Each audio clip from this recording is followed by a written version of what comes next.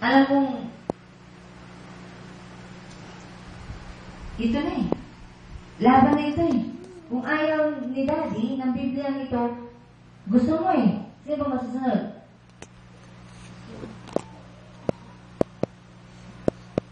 Ha? Eto, kung ako sa'yo, di ko na patatanggal to eh. Padadanan ko to sa tatay mo eh. Bakit? Iyan ang sumusubaybay sa'yo habang wala sila ng nanay at tatay mo. Habang wala sila ng mga magulang mo. Ito, ang salita ng Diyos ang sumusubaybay sa'yo. Kung ako sa'yo, hindi ko na patatanggal to. Paninindigan mo na to. Hindi ako mag-uutos sa'yo. Pero ako, habang nakatayo kanina, natititiglan ko itong mga to. Hindi na ito dapat matanggal dito eh. Ipaglaban mo yan, Kim. Kapag ka na nag-aayos sa sarili mo, sa pagkatao mo, na dati walang kaayusan.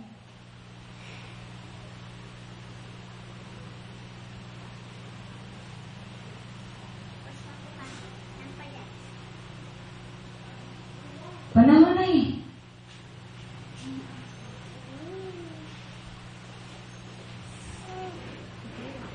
Ano ba sabi ni Jesus?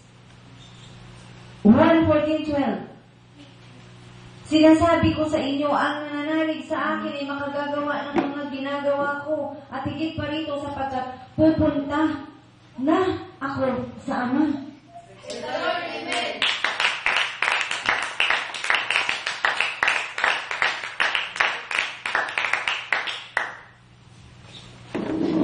Ha?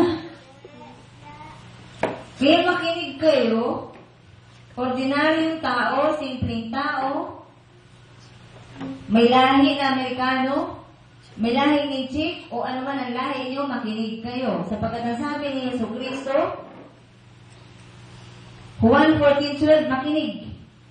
Ano man ang lahi mo, lahi ka man ang may itim na tao, makinig. 14:12. Ang mananalig sa akin ay makagagawa ng mga ginagawa ko at higit pa rito sapagkat pupunta na ako sa Ama. Praise the Lord, Amen. Saan ka man nagmula, lupain? Ha? Kahit galing ka doon sa Cagayan de Oro at sa Iligan City.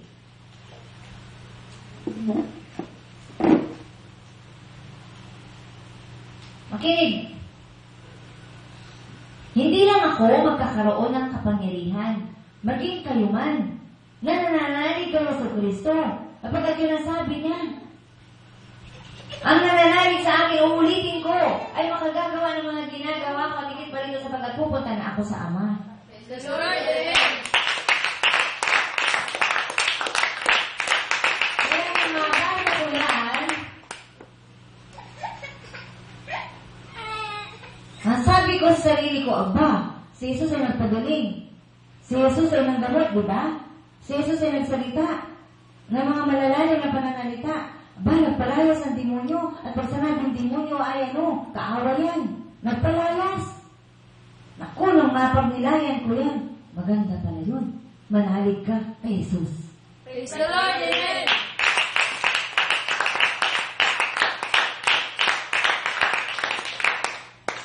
At nang ako'y nanalig kay Jesus, aba,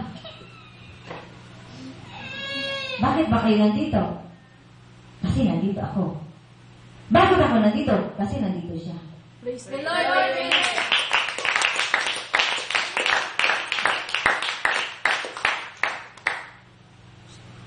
Makinig muna. Ang ating pinag-uusapan ay napakahalaga.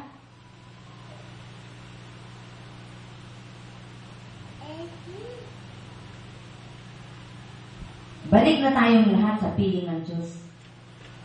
Praise the Lord, Amen. Kapag bumalik tayo sa piling ng Diyos, siya na ang ating susundin. Hindi na yung ating sarili. Kaya marami ang ayaw bumalik sa piling ng Diyos sapagkat nag-i-enjoy pa sila sa kanilang ginagawa. Kaya pa kasi nila, may lakas pa sila, may karunungan pa sila. At syempre, may kasamang pera. Lahat ng iyon ay pansamantala. Mababaliwala. Sample na lang yung sa Cagayan de Oro. Sample na lang din yung nakaraang yung undoy dito. Marami na sample eh. Ayaw pa ba natin matuto? Sa eskwelahan, hindi pwedeng walang example. Wala. Hindi pwedeng wala. Kapag hindi matututo ang estudyante. Nagbibigay ang teacher ng example.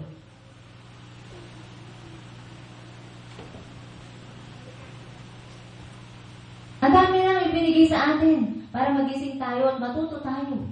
Na walang hawak ang tao na hindi mawawala sa kanya. Praise the Lord. Amen.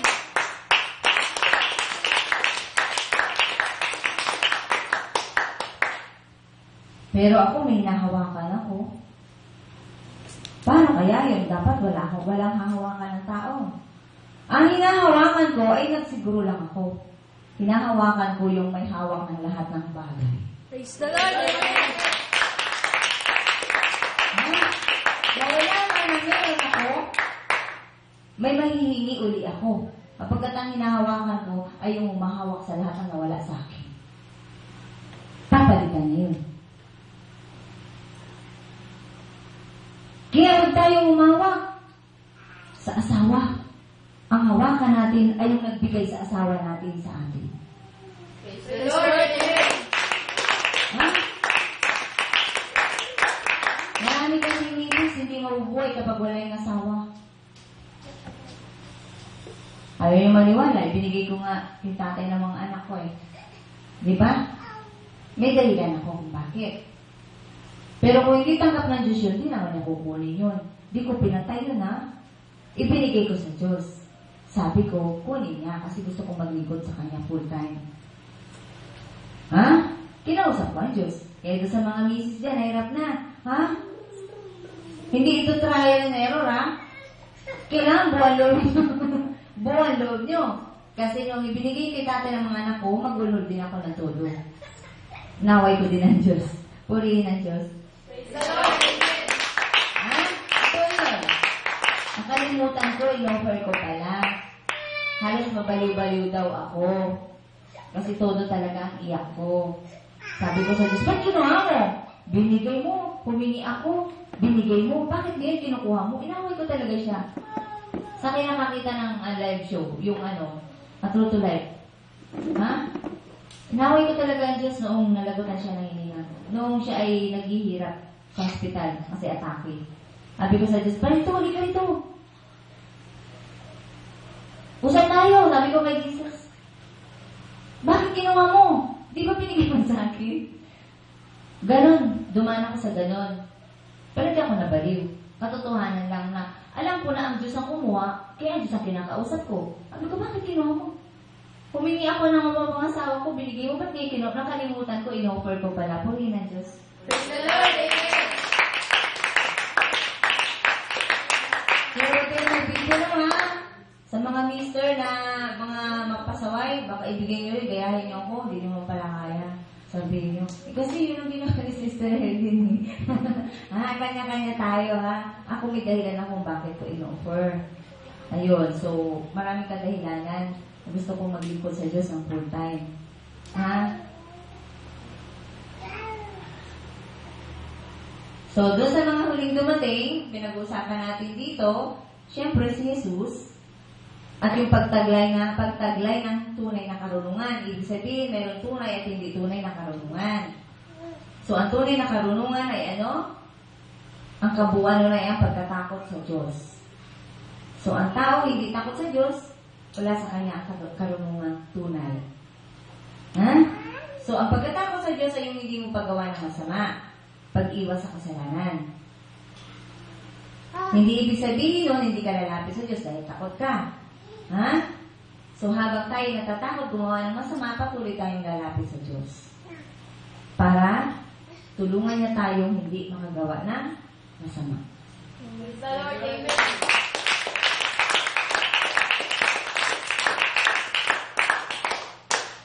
At kapag may taglay na tayong karunungan, tayo ay mga katiwala. Kapag sinabing katiwala ka, pinagkakatiwalaan ka. Nung bagay na yun. Diba? So, ang ipinagkatiwala sa atin ay karunungan. Kaya doon sa mga wala ng karunungan, paano yan? Ha? So, sa mga nag-uumpisa pa lang, tuloy-tuloy lang kayo. Kasi hindi yan makukuha ng isang puntahan. Kung ikaw ay estudyante, hindi ka naman gagraduate kung unang araw pa lamang ng pasukan. Ha? Ilang buwan sa school ang estudyante bago makatapos ng isang level. Diba? Oo! Hindi pwede ka graduate ka kung grade 1 ka pa lang. Kaya makarating ka ng grade 6. At sa gawain ng Diyos, hindi ka naman makakatanggap agad ng karunungan kung ngayon ka pa lang pumunta. Tapos ang dala mo ang dami-dami. Sabog-sabog pa yung utak mo dahil ang dami-dami problema. Hindi ka agad-agad maa-absorb ang mensahe ng Diyos. Kailangan tatanggalin muna ang naka-occupy sa isip at sa dibdib. Ha? Lilinisin, ibablanko ka muna sa pagiging ikaw para makapasok ang Diyos sa iyo. Amen? The Lord, amen. Amen?